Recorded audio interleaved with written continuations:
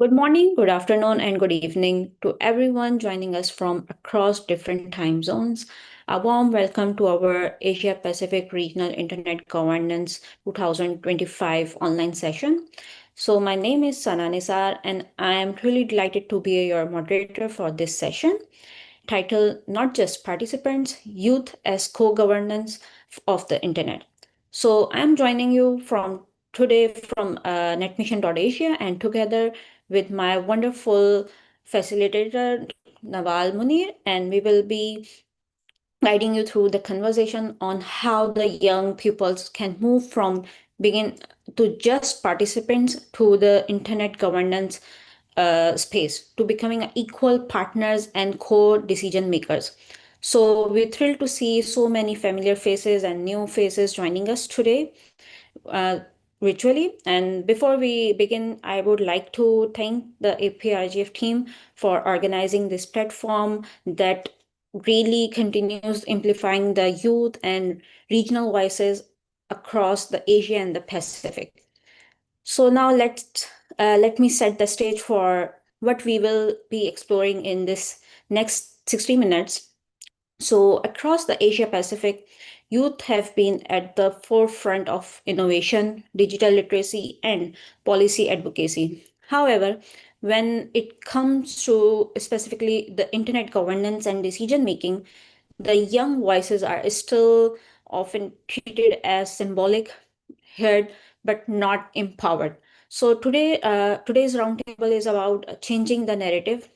We will be going to discuss what does co-governance really means in practice, how can institutions share decision-making power with the young pupils in meaningful ways, and what models of the intergenerational collaboration can make digital governance more inclusive and future proofs. So, this isn't just about access, it's about the agency as well. So, as the technology evolves from AI to data governance, and the pupil inheriting the internet should also says in shaping it. So, this session will bring together youth leaders and seniors experts to rethink how the next generation can go govern the internet we all share. So now let's hear from our amazing speakers who each bring the unique experience and leadership in building the youth co-governance. So Sorry, Sana, sorry to interrupt you. Actually, we want our participants to first answer this question through Slido so we can get to know their views about the session, like what they are expecting, and then we'll dive into the discussion. So it's the okay, question that's visible on your screen. So if so if you you truly I co-govern have the internet, what's the yeah?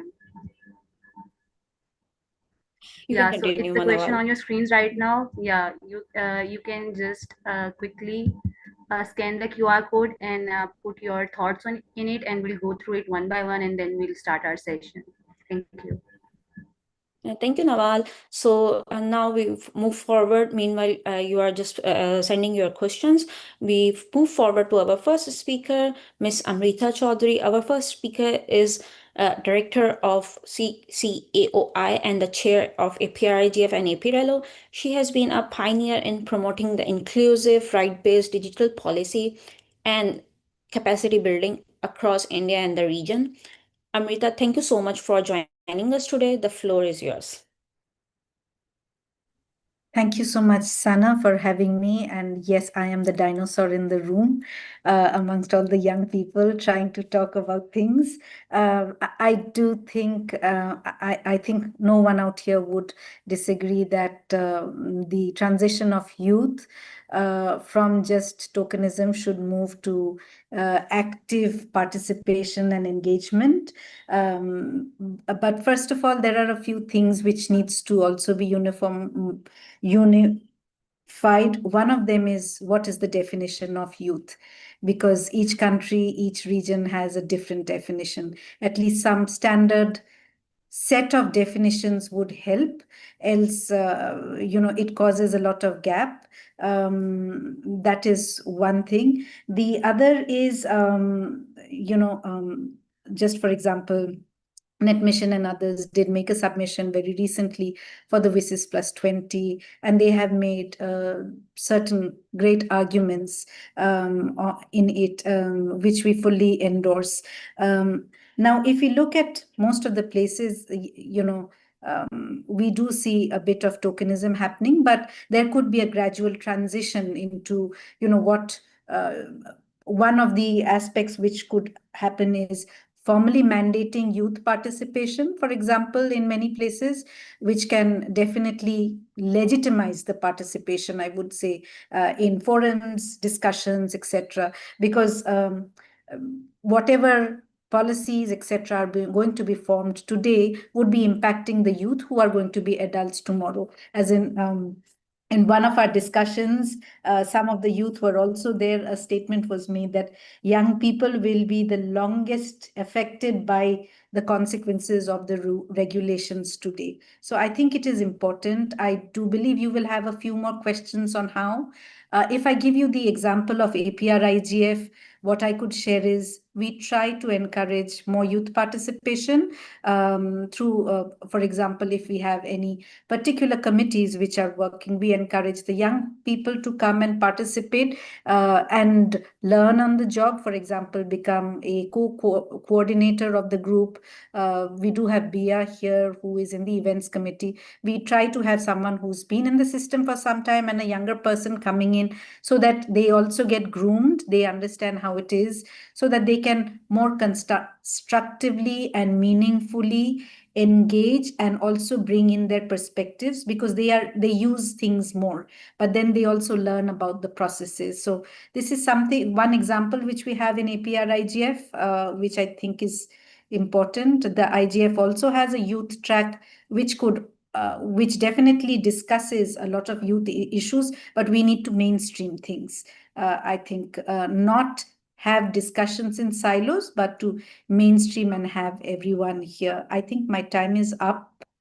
So I will shut my mouth now.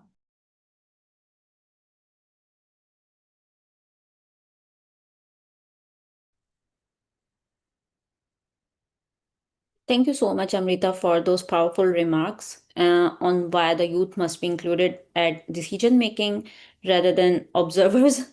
That beautifully set the tone for our next speaker, who works directly with the young advocates across the Asia Pacific.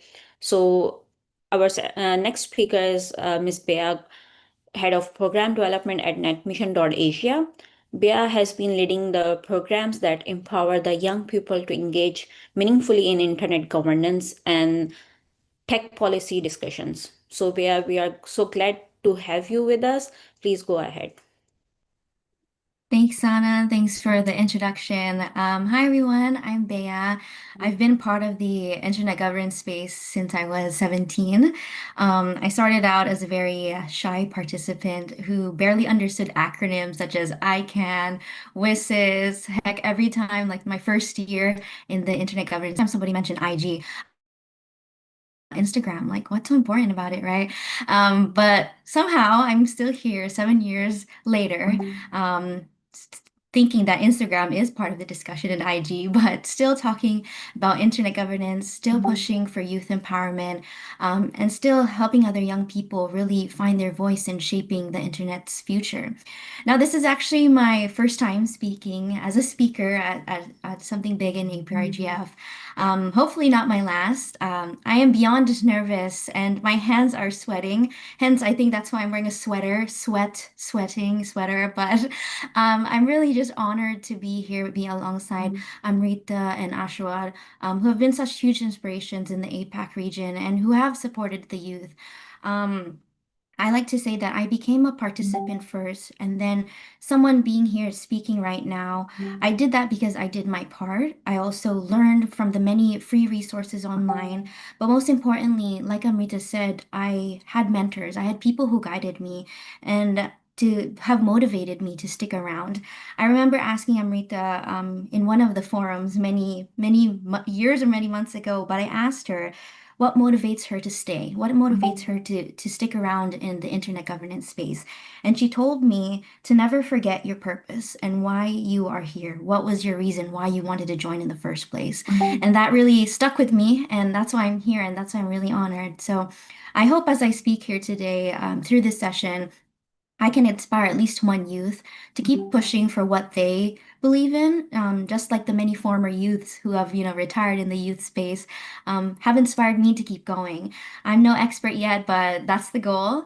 And just to quickly go back to the question that you shared with the participants, if youth truly co-governed the internet, the first rule that I'd personally make is quite simple. It would be nothing about us without us. I think that means no policy, no platform rule, no framework should be made for young people without the young people there, without the young people being in the room, without them being there to make that decision made. Yeah, I think I'll stop there and I'll pass it over to you guys again. Thank you.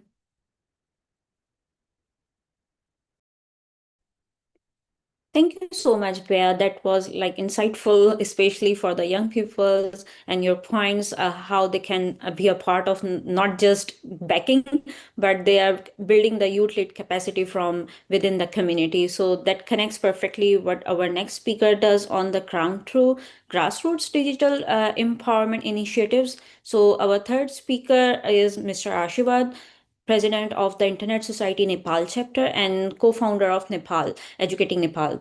So Ashirwad has been working to bridge the digital divides by supporting the underserved communities and advocating for the inclusive policy changes. So Ashirwad, over to you. Thanks, Sana. Hi, everyone. Ashirwad here. So let me move directly to the topic as youth as a co-governors, right?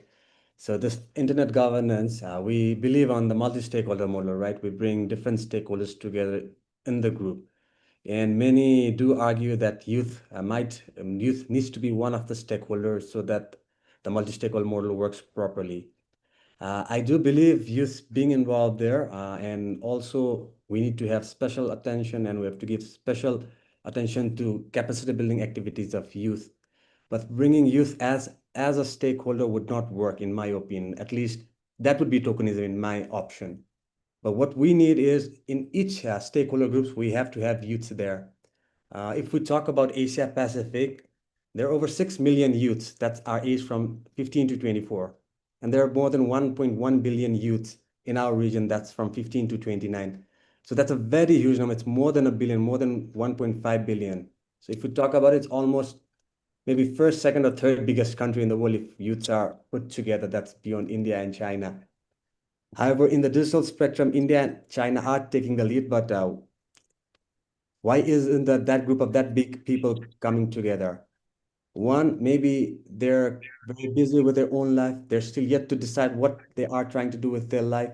The other thing might be they're not that much aware about the global policy making and all those kind of things. How do we counter that? Of course, in APrIGF, we have special focus on fellows so that new batch of leaders can come. That's one way. We do have YIGF. Even in Nepal, we've done YIGF for fourth consecutive year now. Internet Society Nepal is the host. That's how we support the youth IGF initiatives there, where the discussions are so dynamic compared to Nepal IGF. Sometimes when we kind of put big people from government and other stakeholder groups in table, in usually in South, where the cultural issues kind of restrict youths to speak in a way. But when there's youth IGF, there's only many young people there. They do speak their voices, and after that, they do get that confidence to kind of speak in bigger forums as well.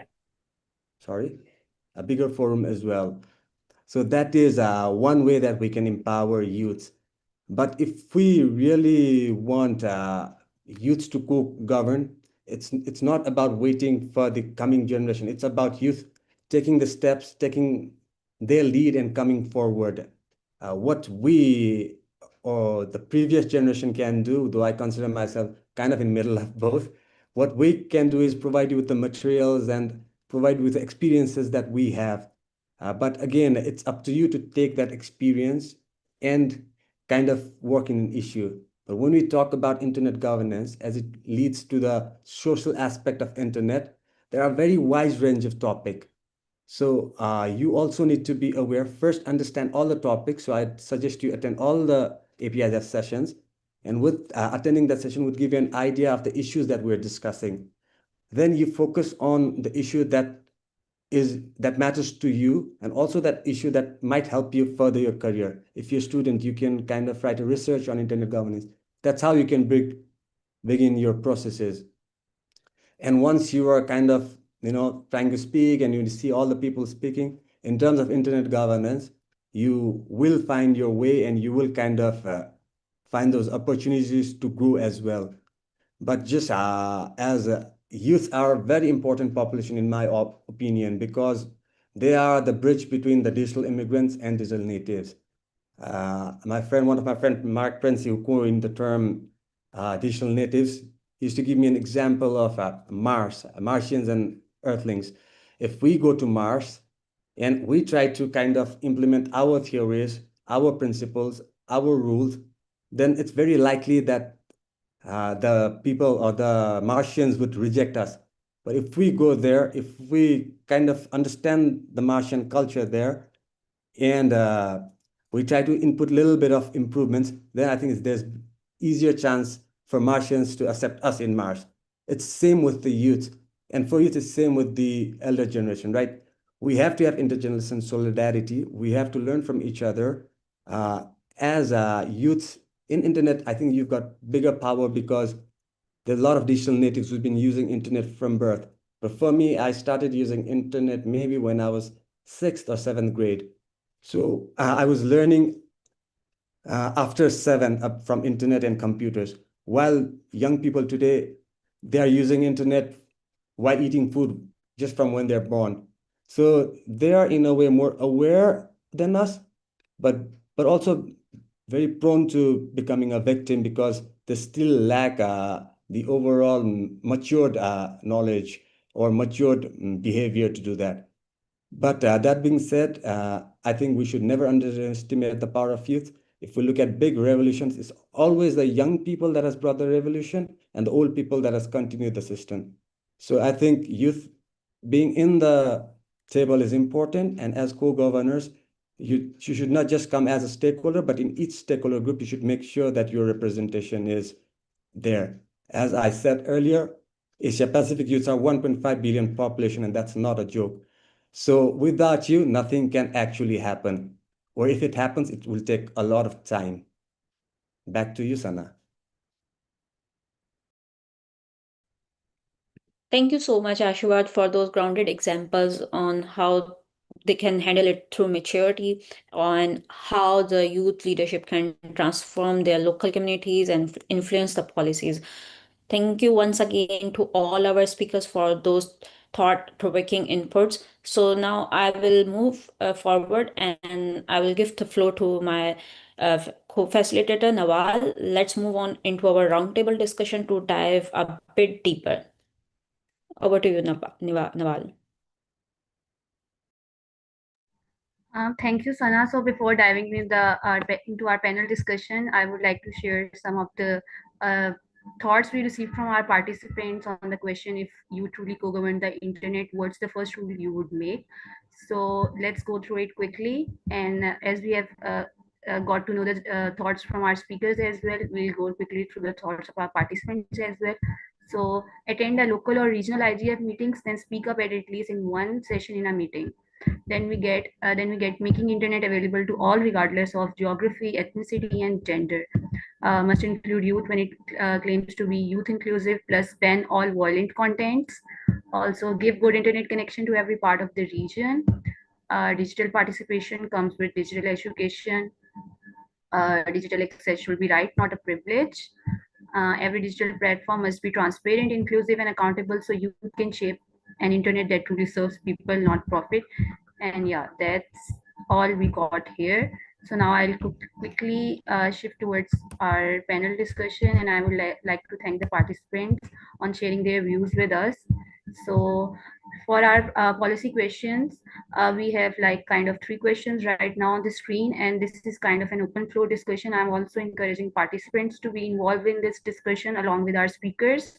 So for the first question we have, how can we move beyond tokenistic youth participation to models where youth have real decision making power in internet governance? So I'll start with Amrita, then I'll like to invite Pia, and then we'll give the floor to Ashirwad to share their thoughts on this question. So Amrita, the floor is yours. Thank you, Nawal. Quickly, some points which comes to my mind is one, recognizing that the youth, whatever, the thoughts which youth bring to the table is also important.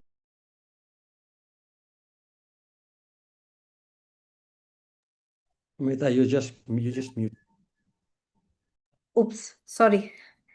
That's bad. Okay, let me start again. Thank you, Nawal, for giving me the floor. And if I look at it, I think first we need to remove the mindset amongst decision makers or people in power that when a youth speaks, they need to take it also seriously as they would take an adult. At least listen to it properly, listen to it, and try to understand that perspective. Secondly, when discussions happen, policies are being framed, or even when before a pre-policy period, youth should be engaged in it. And I would say it is not just with youth, it has happened in many countries. When regulations about women have been made, there were no women in the panel when these discussions have happened. Similarly with accessibility. So, that is a systemic challenge which we face in many places, which needs to be improved. The multi-stakeholder model, which Ashirwad was saying, is needed, and all stakeholders are needed. It's just not one over the other.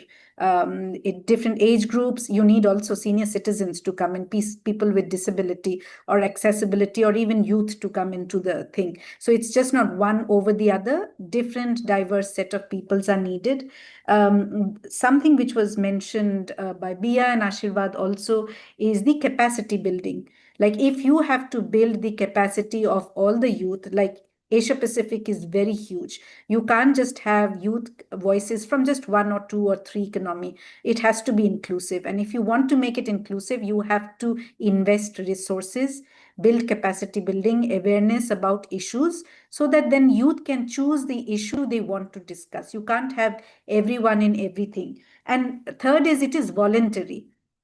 Young people are trying to decide their careers, etc. They may come, they may go. As Ashirwad was saying, many come, many go, but that's not by choice. They also have to feed themselves, right? So they have to look at it. So it's a voluntary work, and we have to respect that part. And there has to be funding for these capacity building, etc., which is done. It doesn't come from air.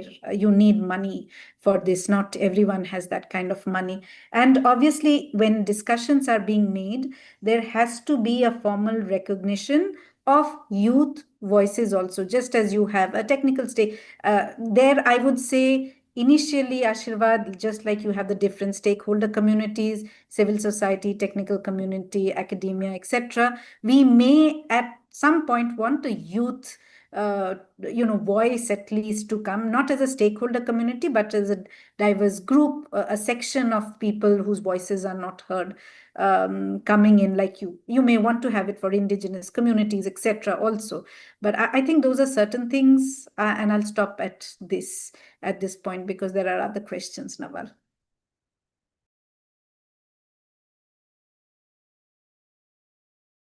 Nawal, I'm done. Over to you. Yeah, sure. Via, would you like to go ahead? Yeah, thanks, Nawal, and thanks, Amrita. I think I completely agree with all the points that Amrita mentioned.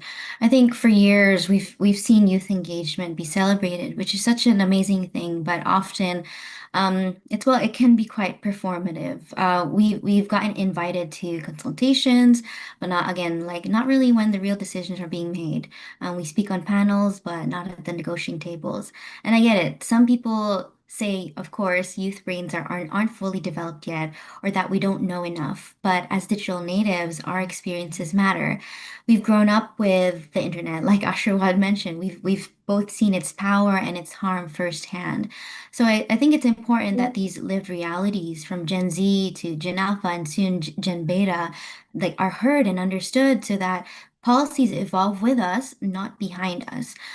Because I mentioned this one time, because technologies are evolving faster than we are creating policies that are meant to protect us, and it's not just catching up. And while access to the internet is expanding, sometimes access to power is still hasn't caught up. I think through communities like YGF, through NetMission, and so many like youth led initiatives, I've seen what happens when youth are trusted as real partners.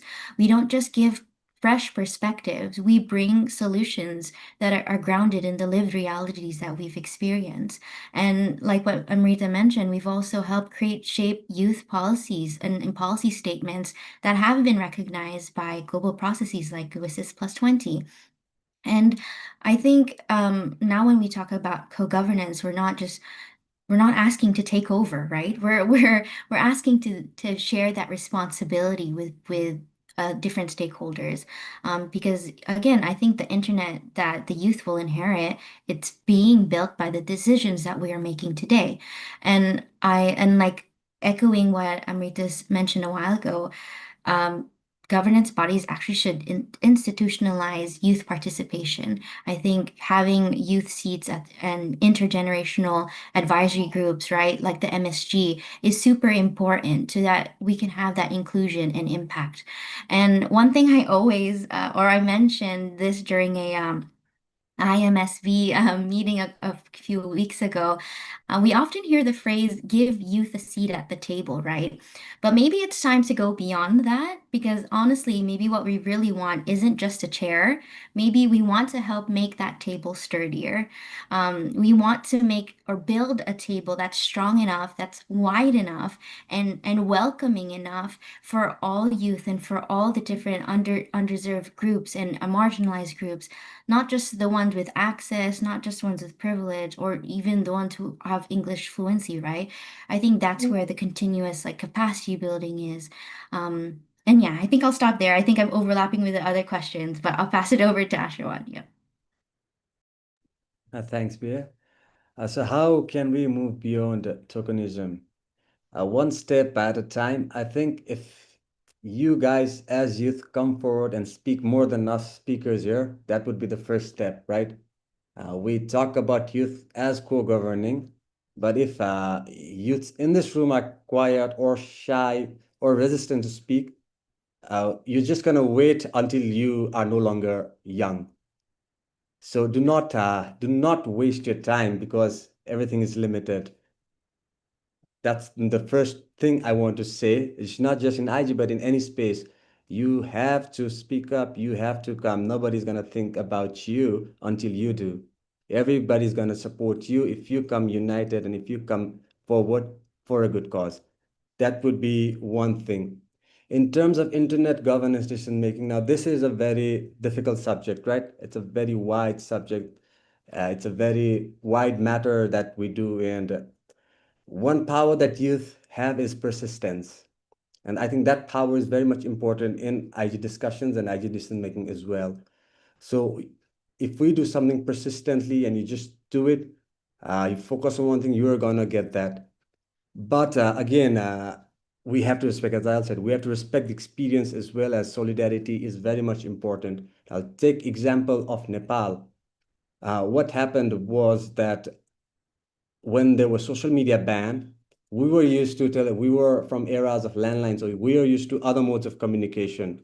We're used to other modes of communicating with people, right?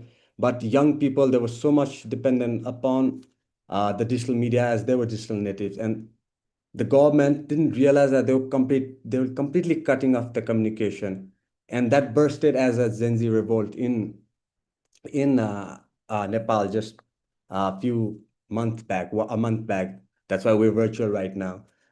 So what happened there was youth started a campaign. They persistently started a campaign exposing Nepo kids. So there were posting it. It was just limited on social media, and they were happy with it. And a small range of awareness was being raised among communities because even elder generation knew that these kind of expression doesn't match their income. Everybody could see that, right? But when government stopped them and then they just decided to come on street, and it was through Discord that they decided they decided a new prime minister, which was a very unique practice. And to see about Nepal's political situation or democracy, at that time, people had more trust on maybe 15,000 Discord voters than the whole, election commission and whole ecosystem of election that was going on throughout the years from maybe a long, long time back. So actually, youth are in power. You just need to realize that, and you just need to find the right place and right time and right things to say. And if we can do that, I think you would move way beyond just being a tokenism. Back to you, Nawal. Thank you to all the speakers for sharing their insights on this question. And I just want to add on to this that the reason for arranging this session is also make the youth realize their position, and at the end, everyone has to speak for themselves. And if you are not going to speak for yourself now, you'll not no longer be youth. And also mentioning the Voices Plus 20 statement that Bea and the NetMission team is working on. It's also kind of a part of mentioning this issue that's regarding the youth tokenism right now that's going on. So we do have a question regarding this as well from Elvin in our chat, which I'll share with you guys here. So it is like, what is the definition of co-governor used here? Is it to establish youth as a separate stakeholder? Example, private sector, government, civil society, youth, or the voices of youth in each stakeholder group is equal to the voice and opinion of other age brackets. So I'll ask the speakers to one by one share some of their insight on this as well, and then we can move towards the next policy question. So over to you, Amrita, first. Okay, no, I was trying to respond to Albin in the chat. Albin, as I see it, there could be two ways. One is Ashirwad saying that each of the stakeholder communities which are recognized, which is, say, for example, the civil society, academia, private sector, government, etc., could within their stakeholder communities encourage more youth voices. That I would say is the best way.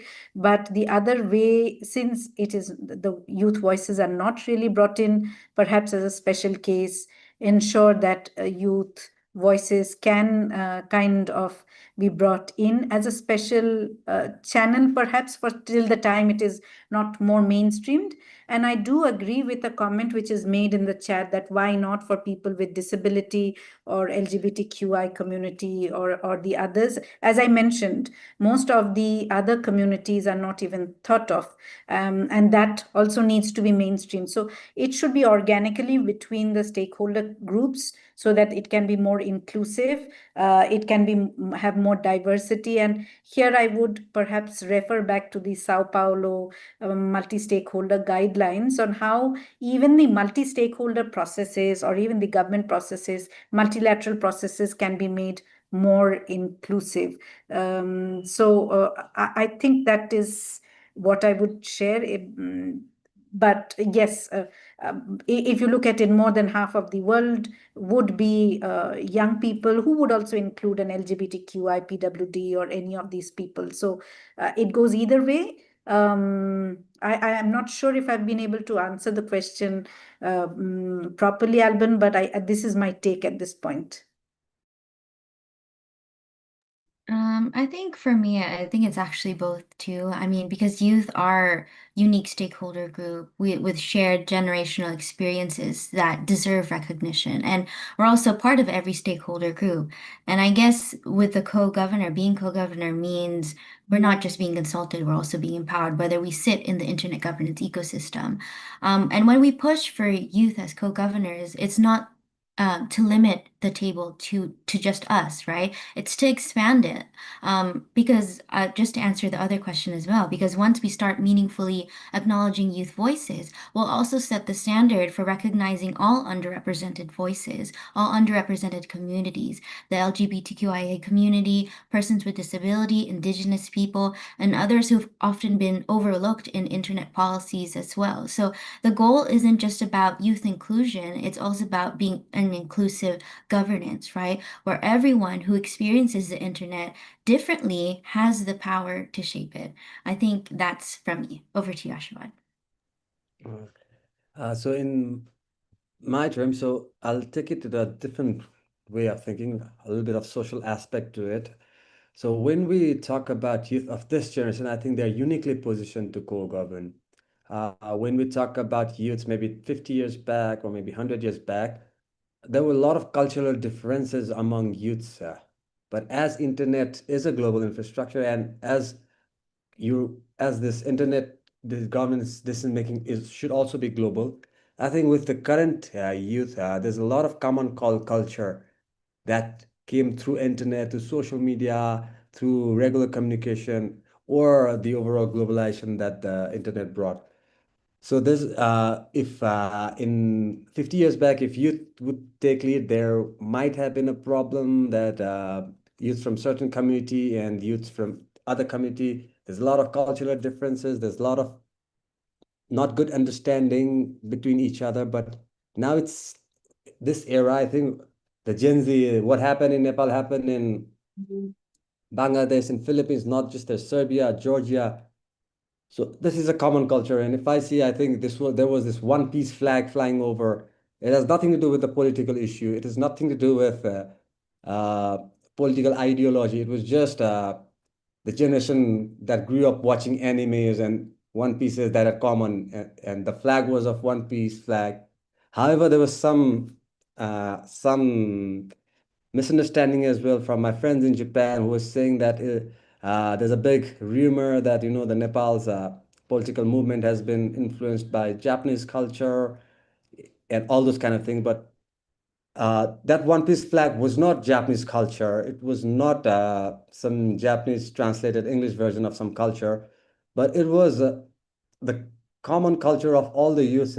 Most of the youth watching One Piece, how the character in One Piece actually was a pirate who fought against this world governance and current geopolitical situation kind of made all the youths relate to that.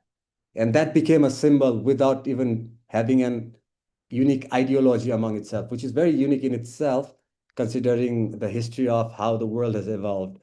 So at this current moment when those kind of national movements, those kind of digital movements go national, go international, youth are uniquely positioned.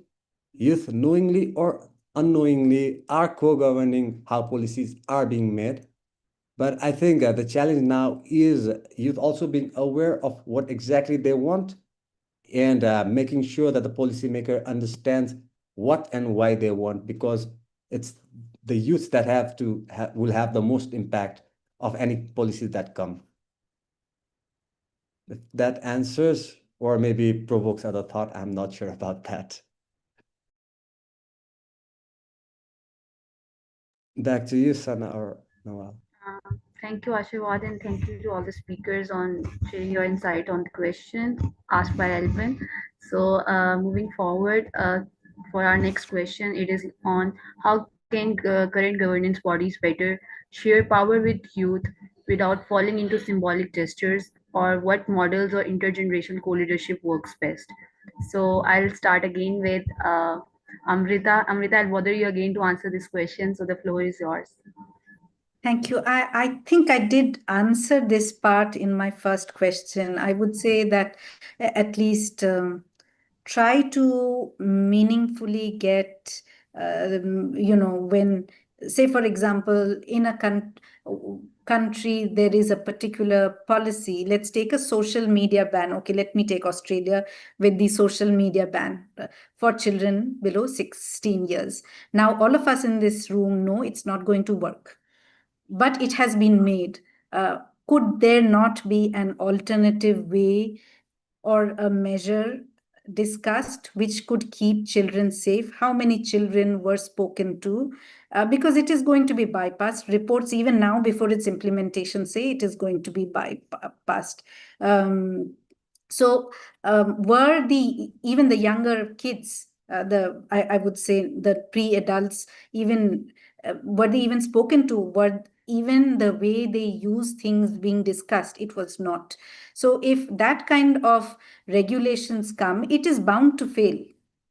Similarly, if you look at, there are discussions which are going on in France to restrict the use up to 22 years of social media, etc., from 10 p.m. to 8 a.m. in the morning. Now, would that even work? You have to have the people when you are deciding certain policies, especially of digital world, and the biggest consumers are the youth. You need to have them in the table to understand the advantages, the disadvantages, the challenges. No one is asking them what is happening. No one is even trying to see that, look, if a child goes to a school and says that I have been bullied, are the teachers even equipped to deal with it? So there are more systematic issues. Are they even being heard properly? When regulations are being decided, it should not be based upon one single incident somewhere.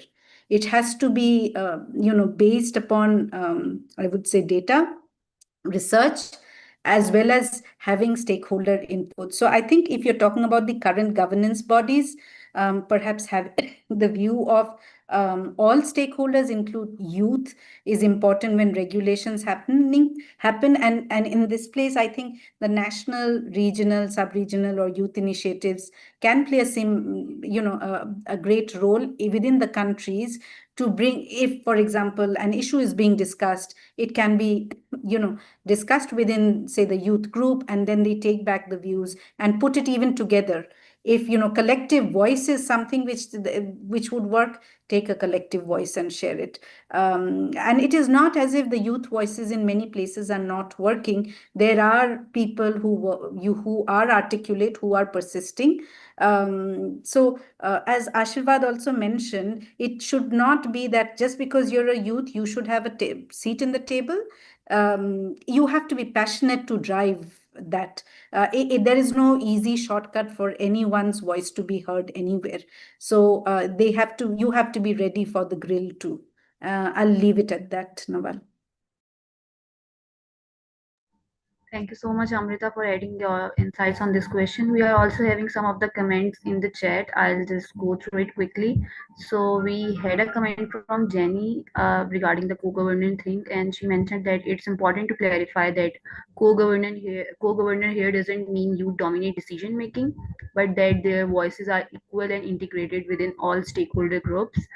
This ensures that youth perspectives shape policy alongside government, private sector, and civil society rather than being sidelined. And this is the same thing that our speakers mentioned before. And after that, adding on to Alvin's comment as well, not disagreeing with youth partaking in decision making at all. However, the current internet governance stakeholder definition seems to be divided by a functional difference. Youth, however, is involved in all functions, and it would be then mess up the division of the stakeholder group. Example, why not elderly, LGBT, Asian, etc., perhaps something like the, and CSG within GNSO is a good reference how to involve youth voice in a structural way without creating confusion. So these were some of the comments we received in our chat. So moving forward with our second question, I would like to pass the floor to Bia now to share like some of her insights on this. So Bia, the floor is yours. Thanks, Nawal, and thanks to the comments. I guess just to reiterate again, like what Amrita shared, is like true, like intergenerational co-leadership really happens when experience meets innovation, and when older generations share their guidance and institutional wisdom, I guess, and youth bring that creativity and that adaptability, and again, that perspectives that we have. I guess I can relate it to like what we do in NetMission. It's not just a space that it's about youth being heard. I think it is about a space that there's both youth and the mentors who are co-creating these ideas together, going through these different topics, going through these different issues that are happening on the internet. And for example, when we're like developing these youth statements or shaping these dialogues, we work alongside experienced leaders. We listen to these mentors who guide us through these different policy frameworks. And while us youth, we bring in that level of insight for how young people actually experience the internet. And like what Amrita said, is there ever a time that these older generations, do they actually listen to the experiences that the youth have? And I guess that collaboration, really transform mentorship into partnership. And I think that's really important. And I get the point that, of course, that Albin mentioned as well, that youth shouldn't be necessarily become a separate stakeholder group, but because the internet affects all of us and youth are already part of every existing function, from the tech community to civil society and government. But I still do believe that we should formalize a youth representation across all stakeholder groups, mechanisms that guarantee that youth voices are not just an afterthought, not as a separate category, but maybe as cross-cutting constituencies, similar to like what you said, the NCSG operates with ICANN, right? But again, with YGF, with NetMission, I've seen how structured youth engagement can work, where youth are mentored to understand the governance systems and over time can co-lead with them. And I guess that's the kind of institutionalized intergenerational collaboration, quite long, but that sustains that kind of youth participation beyond the tokenism, right? While still respecting that multi-stakeholder balance that we want. Because at the end, co-governance isn't, again, about redrawing the table that we already have, that metaphorical table that we always mention, but it's about just redesigning how we share that table amongst the different stakeholders. And I'll pass it over to you guys. I'll step in. I think it's me, right, Nawal? I'll keep it simple. How can current governance body share power with youth without falling into symbolic gestures, right? First of all, if you don't want to be a symbol, you should, of course, learn more and improve your capacity. And we do have a lot of school on internet governance. ISOC has this youth ambassador program. So there are being certain investment in that in terms of multi-stakeholder model. About governance within the country, I would not be able to speak on that, as it would differ on the country's cultural way and how countries have been socially running. But why was IGF created? We have to understand why IGF was created. Why not ITU, or why not some other agencies where there's big, high intelligent guys, or just technical communities, or some academia, or some place where the governments make decisions? Why did we need multi-stakeholder model? Why did we need IGF? The core aspect was bringing everybody on same level, on a plain state. In IGF, there's no hierarchy. By design, IGF doesn't have any hierarchy, but of course, respecting the cultural norms, we do have special parliamentary sessions and all those kind of things. But the core value was to bring everybody on the same plane. There's no big, no right, and everybody just discussing each other's perspective. So that model has been working in a way. That model has not been working perfectly, but it has been working better than other model, in my opinion. So the only way to make that model work more, the only way that youth and an elderly, youth and a government official can come together is, I think, only in forums like this.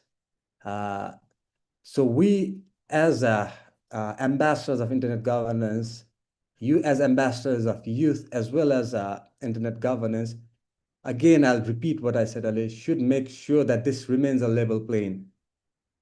There is no hegemony in it, because we know what hegemony has done to other technologies. Why did internet advance this much?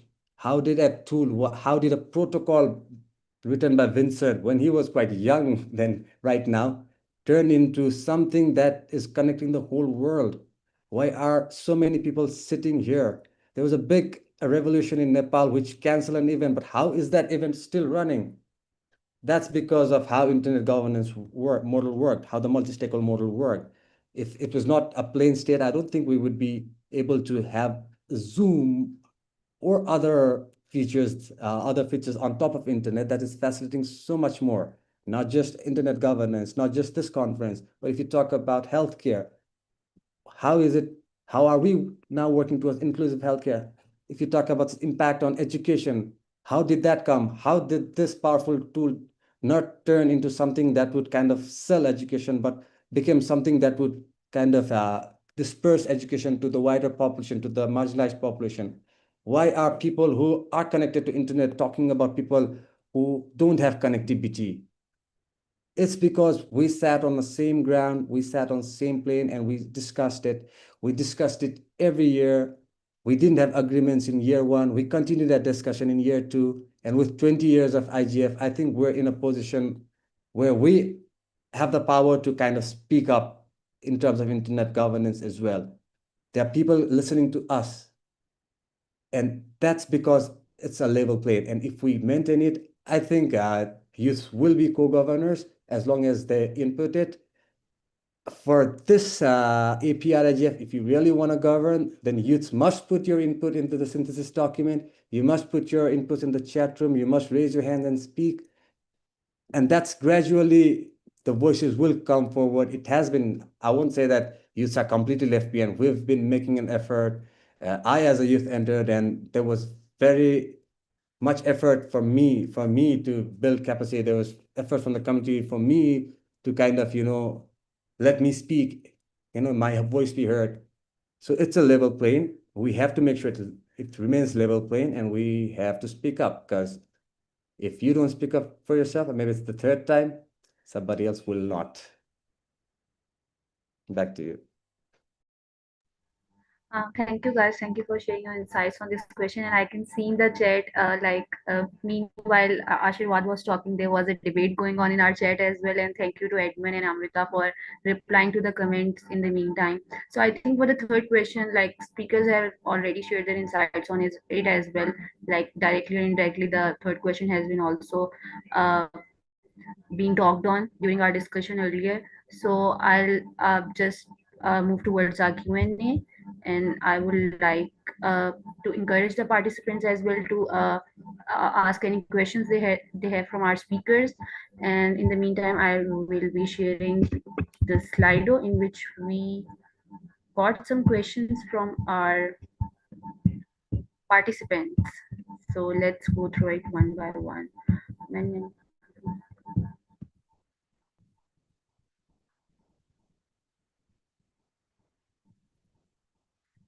Uh, I think most of the questions are already addressed. I would like to maybe highlight this question on what are the main barriers preventing youth from gaining real decision-making power in internet governance. Is leadership favoritism one of the reasons? So I will ask the speakers to just take 2 minutes and share some of their thoughts on this question, and then we can wrap up our session. So I will pass the floor again to Amrita first. Amrita, so please discuss. Nawal, I think it should be some young people who are answering, perhaps people from the audience, because to be honest, they should be able, if a question like that comes, it should be someone who's young from the audience responding, not me. We would like to actually, Ashirwad has been saying it for a long time. If someone from the audience wishes to speak and share their perspective, that would be good. If youth want to co-govern, you have to let us hear and you speak. If we speak and you just hear, then again, it will work, right? So come on, teach us something. Do we have anyone from our audience to take up the floor and speak on this question? Or maybe you guys can just add your comments in this chat as well.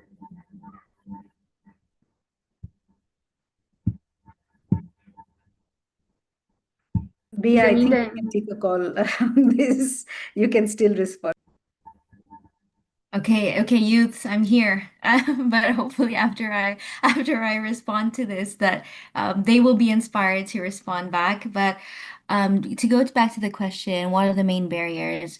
I really don't think I think youth aren't lacking interest or ability. I think they're lacking access. I think they're lacking continuity, and I think they're lacking the trust from people, from others. Again, we're always said that youth don't have a complete brain yet, so I think that's one thing. And I guess going back to what Amrita said, a lot of the things that youth do, it is needs funding, right? That's kind of the limitation here as well. Funding, I mean, I remembered in the capacity building yesterday, about access and emerging technology, kind of what is that one thing, that main thing to create those things. And number one is really funding. I mean, it's as sad as it sounds, it's something that's really important to kind of come across what we want to have, that engagement, those capacity buildings, those fellowships.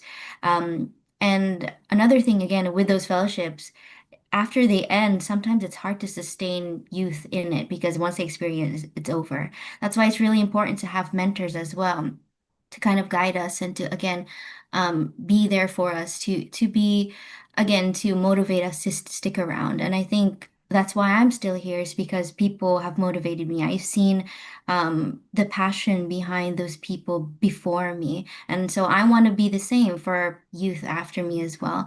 But again, yes, I think it is access. I think it's funding. I also think maybe again that lack of mentorship and that support. I'm not complaining here. I always like to say I'm not complaining. I'm not whining. That's one thing I want to make sure of, to let everyone know. But I want to be clear that we if the youth are left out of these conversations, we risk designing a digital world that doesn't represent the youth, or worse, one that limits us. Again, I'm not complaining, I'm not here to whine, but we really are the ones to eventually be where you all are at now. Of course, not to be ageist, let's be clear there as well, but that's the reality, right, of things is once who will be right after you guys, it's always going to be the youth. And so I guess that's my take on this question. And hopefully youth are now able to respond now that I've opened the floor to that.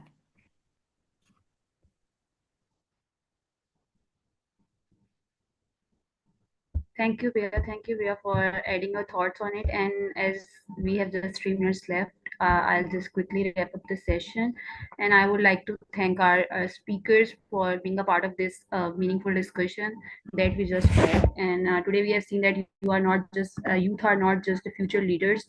We are also the present actors shaping the uh, world we are living in right now.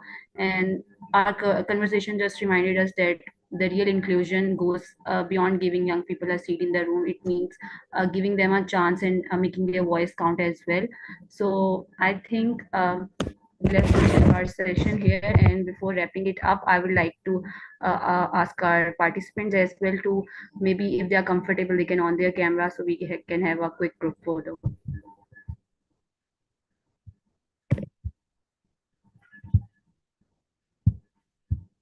All right, just take a minute, open your cameras.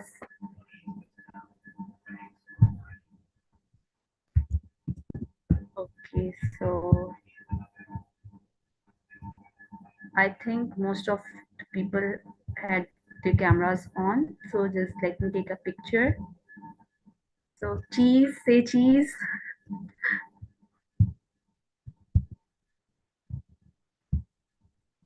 Just a minute, let me click another picture. Okay, 1, 2, and 3. All right. Thank you for being a part of our session. Uh, I hope you guys have gained some real insights from the session, and thank you to Bea, Amrita, and Ashirwad for being a part of this. All right. Thank you, guys. Thank you, Thank you everyone. so much Thank for you, having us. everyone. Thank you. Bye. Bye. From this session, we'll catch you in the next session. Sure. Bye.